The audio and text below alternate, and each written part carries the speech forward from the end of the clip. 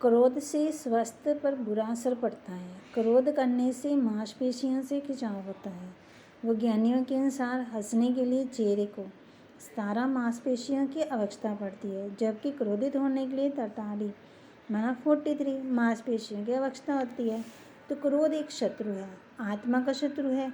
ये दिलो दिमाग पर छाकर तुरंत मनुष्य की बुद्धि को हर लेता है। क्रोध में मनुष्य अंधा हो जाता है। इस अवस्था में वह सभी गलतियां कर बैठा है। तो क्रोध बहुत नुकसानकारक है। बाद में हम पश्चाताप भी करते हैं। क्रोधी मनुष्य उस समय राक्षस के समान हो जाता है।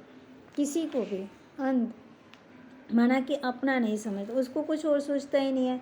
क्रोध क्यों आता है? इसका कारण ये है कि हमारी कामना पूर्ण नहीं होती। क्रोध के कारण ही माना फिर क्रोध आता है। दिनचर्या में जब क्रोध आता है तो उसके माना कई रूप हो जाते हैं। बच्चे कहना नहीं मानते हैं, कोई चीज़ की इच्छा नहीं पूरी हुई। कई बार हम क्या करते हैं, दूसरों से उपेक्षा रखते हैं। फिर ठोकर लगने के बाद हमें क्रोध आता है। हम पत्थर को ही बड़ा बुरा कहने लगते हैं, जबकि गलती स्वयं की होती है, क्योंकि हम देखकर नहीं चल रहे हैं। तो क्रोध का मुख्य कारण दूसरों को अपने दुख का कारण मानना। हम अज्ञानतावश अपने दुख का कारण दूसरों को मानकर उससे घृणा करने लगते हैं। स्नेह भावना की ये कमी ही क्रोध की उत्पत्ति का मूल कारण है। कई बार तो व्यक्ति क्रोध में अपना आपा खो कर गए सब कुछ करना शुरू करता है। माना कोई कार्य करता है तो वह माना उसमें गुस्सा। क्रोधी को हमेशा दूसरों की गलती दिखाई देती है, स्वयं को वह सही समझता है। गहराई से देखें तो हम पाएंगे कि आज समाज में अधिकतर अपराध व हत्याएं क्रोधवशी हो रही है ना। तो क्रोध को शांत करने के लिए रोज एक सम्मान लें कि मैं शांत स्वरूप आत्मा हूँ। क्रोध से मुक्त कैसे हो सकते हैं? लौकिक दुनिया में इस माना अनेक बातें होती रहती हैं दुनिया में। जैसे क्रोध आने पर ठंडा पानी पी लें, माना 100 तक उल्टी गिनती करें, फिर अपने सम्मान में रहें कि मैं एक शांत स्वरूप आत्मा हूँ, शांति मेरा सधर्म है। मौन रख लें, कहीं इधर उधर टहलने के लिए चल जाएं, अच्छे विचार सुनें। क्रोध की अवस्था को अपना चेहरा दर्पण में देख लें। फिर कहने का मतलब कि अपना स्थान बदल लें। लेकिन ये सब बातें कहने में जितनी आसान है ना, प्रैक्टिकल में उतनी ही कठिन है। परिस्थिति आने पर शांत बने रहने के लिए बहुत पुरुषार्थ व संयम की आवश्यकता होती है। जैसे माँ बच्चे को हजारों गलतियों की भी क्षमा कर देती है ना, क्योंकि निस्वार्थ स्नेह है बच्चे के लिए। ये निस्वार्थ स्नेह, सहन शक्ति और क्षमा भाव हमें हर आत्मा के लिए जागृत करना है।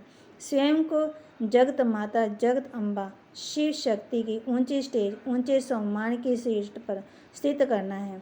हमें कोई भी परीक्षा देनी होती है तो पहले से ही की गई तैयारी करनी होती है ना, फिर तैयारी करनी शुरू कर देते हैं।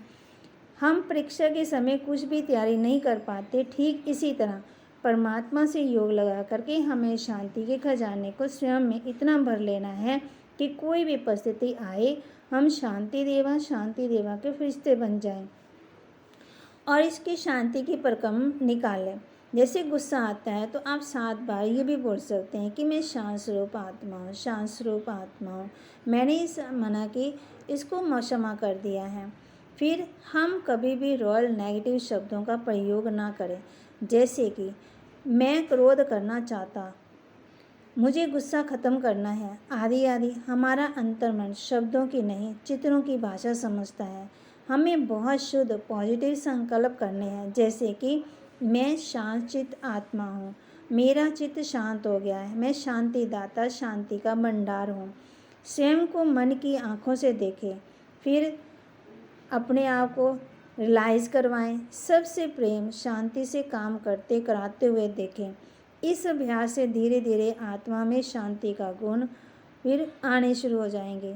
तो शांति आत्मा का सधर्म है। शांति ये नहीं कि हमें बाहर ढूंढनी पड़ेंगे, स्वयं को परिवर्तन करें और दूसरे परिवर्तन हो जाएंगे। जब हम स्वयं को परिवर्तन नहीं करते तो दूसरे भी परिवर्तन नहीं होते हैं।